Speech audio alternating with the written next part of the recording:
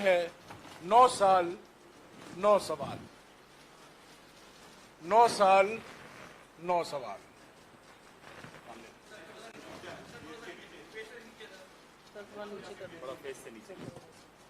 9 साल 9 सवाल।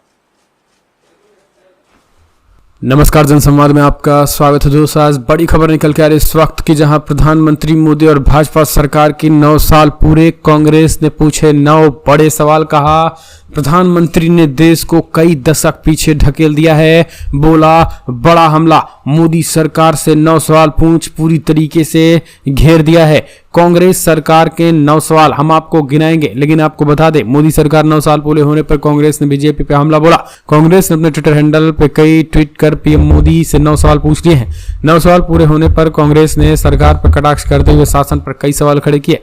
कांग्रेस महासचिव जयराम रमेश ने कहा कि कांग्रेस प्रधानमंत्री मोदी 9 सवाल पूछना चाहती है। कांग्रेस 9 साल 9 दस्तावेज। आपको बता दें आज कांग्रेस हेडक्वार्टर में कांग्रेस महासचिव जयराम रमेश और 4 और अपने साथियों के साथ कांग्रेस नेताओं के साथ ये सवाल पूछा है।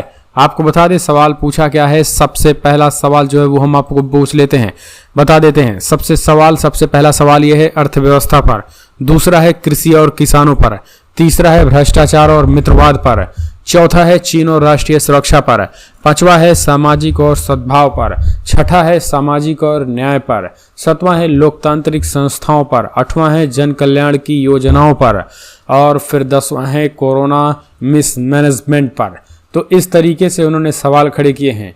पहला सवाल अर्थव्यवस्था पे उन्होंने पूछा कि ऐसा क्यों किया कि देश में महंगाई और बेरोजगारी आसमान छू रही है। क्यों अमीर और अमीर हो रहे हैं, गरीब और गरीब हो रहे हैं। सार्वजनिक संपत्तियों को मोदी जी अपने मित्रों को क्यों बेचते जा रहा है। आर्थिक विषमताएं क्यों बढ़ा रहे हैं। दूसरा है कृषि और किसानों पर।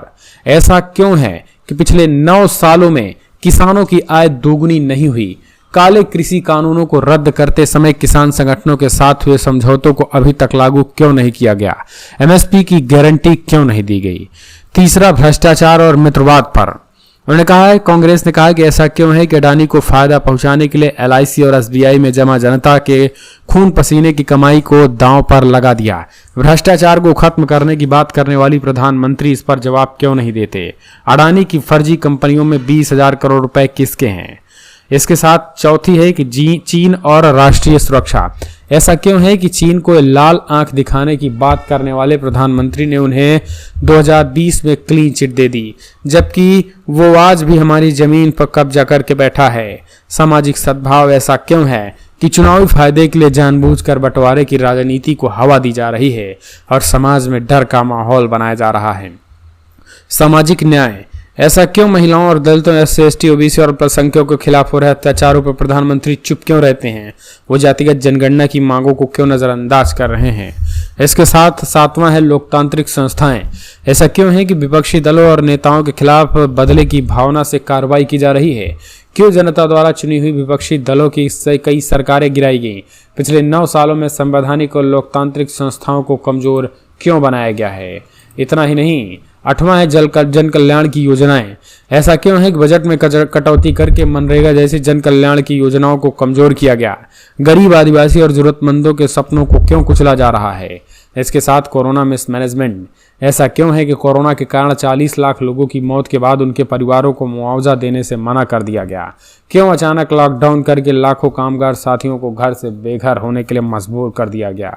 उनके हाल पे क्यों छोड़ दिया गया। सुनिए कांग्रेस ने क्या कुछ सवाल किए हैं। आर्थिक विषमताओं क्यों बढ़ रही हैं।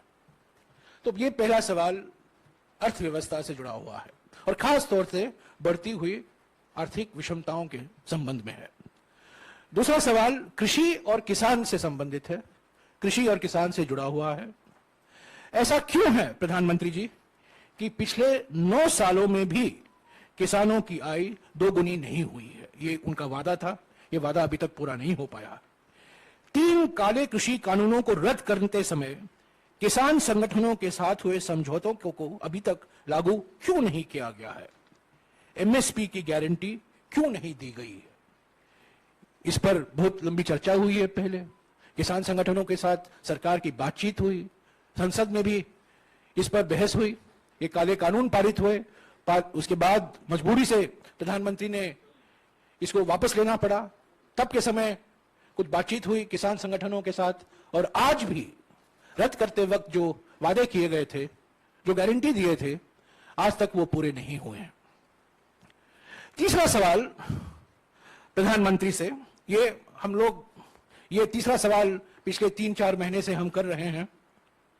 खासतौर से मित्रवादी पूंजीवाद का मिसाल जो हमें देखने को मिल रहा है, रोज कुछ ना कुछ मोडानी कहानी जो हमें उसको अखबारों में, टीवी में, मीडिया में, कई माध्यमों से हमें जानकारी मिलती रहती है। ऐसा क्यों है प्रधानमंत्री कि अडानी को फायदा पहुंचाने के लिए LIC और SBI में जमा जनता के खून पसीनों की कमाई को दांव पर दिया गया है। भ्रष्टाचार को खत्म करने की बात करने वाले प्रधानमंत्री इस पर जवाब क्यों नहीं देते कि अडानी की फर्जी कंपनियों में, शेल कंपनियों में, फर्जी कंपनियों में 20,000 करोड़ रुपए किसके हैं? इस पर आप जानते हैं, हमने 100 सवाल, हम अडानी के हैं कौन श्रृंखला में हमने 100 सवाल पूछे हैं, उसका एक भी जवाब नहीं आया है। और अभी ये प्रचार किया जा रहा है कि सुप्रीम कोर्ट से एक क्लीन चिट मिला है। ये बिल्कुल क्लीन चिट नहीं है, ये भी साबित हो गया है। और भी सवाल उठते हैं, और खास तौर से ये फर्जी कंपनियों से जुड़े हुए हैं, और ये 20,000 करोड़ रुपया किसका है? चौथा सवाल भी राहुल जी ने बार बार भारत जोड़ो यात्रा के समय उठाया था, हमने भी उठाए हैं, बार बार हम उठाते रहते हैं। ये आंतरिक सुरक्षा से संबंधित है और खास तौर से चीन से जुड़ा हुआ है। जो 19 जून 2020 को प्रधानमंत्री ने चीन को क्लीन चिट दे दी, उसके वजह से हमें परेशानी भुगतनी पड़ी है। और हमारा इस संबंध में सवाल है, ऐसा क्यों है प्रधानमंत्री जी कि चीन को लाल आंख दिखाने की बात करने वाले आप उनको 2020 में क्लीन चिट दे दी, जबकि वो आज भी हमारी जमीन पर कब्जा करके बैठा है। पांचवा सवाल, अभी आप देख रहे हैं मणिपुर में क्या हो रहा है, एक वो अभी नया मिसाल है। और भी राज्यों में ध्रुवीकरण फैलाया जा रहा है, हिंसा फैलाया जा रहा है।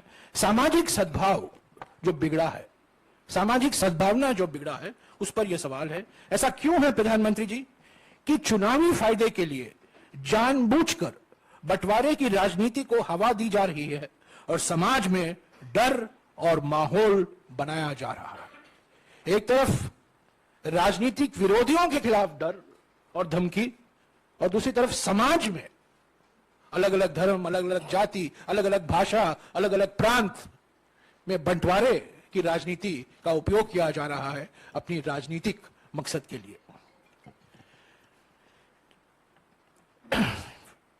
छठा सवाल है हमारा सामाजिक न्याय से संदर्भ में। ऐसा क्यों है प्रधानमंत्री जी कि महिलाओं, आप देख रहे हैं जंतर मंतर में, ऐसा क्यों है कि महिलाओं, दलितों, आदिवासियों, ओबीसी और अल्पसंख्यकों के खिलाफ हो रहे अत्याचारों पर आप चुप रहते हैं? जाति जनगणना, कास्ट सेंसस, वो जाति जनगणना की मांग को क्यों नजरअंदाज किया जा रहा है? कांग्रेस अध्यक्ष मल्लिकार्जुन खड़गे जी ने प्रधानमंत्री को भी खत लिखा है, उसका भी जवाब नहीं आया। राहुल जी ने बार बार भारत जोड़ो यात्रा के समय इसकी मांग की। आप जानते हैं जब यूपीए की सरकार थी, हमने जाति जनगणना की थी, पर बहुत से कारणवश मैंने पहले आपको बताया है वो प्रकाशित नहीं हो पाया। और हमारी मांग है और अनेक विपक्ष पार्टियों की मांग है कि जाति जनगणना होना जरूरी है, पर यह अभी तक इस पर प्रधानमंत्री ने कुछ कहा नहीं है। लोकतांत्रिक संस्थाएं पर अगला सवाल है, ऐसा क्यों है प्रधानमंत्री कि विपक्षी दलों और नेताओं के खिलाफ बदले की भावना, प्रतिशोध की भावना से कार्रवाई की जा रही है? क्यों जनता द्वारा चुनी हुई विपक्षी दलों की कई सरकारें गिराई गई हैं?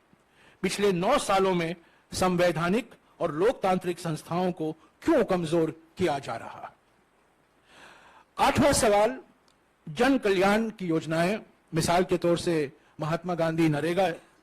ऐसा क्यों है प्रधानमंत्री कि बजट में कटौती करके मनरेगा जैसे जन कल्याण की योजनाओं को कमजोर किया गया है? गरीब, आदिवासी एवं जरूरतमंदों के सपनों को क्यों आप कुचला जा रहा है? और हमारा अंतिम सवाल, प्रधानमंत्री को हम याद दिलाना चाहते हैं, कोरोना मिसमैनेजमेंट आज हम भूल गए हैं, पर एक समय था कोरोना महामारी से सारा देश पीड़ित था।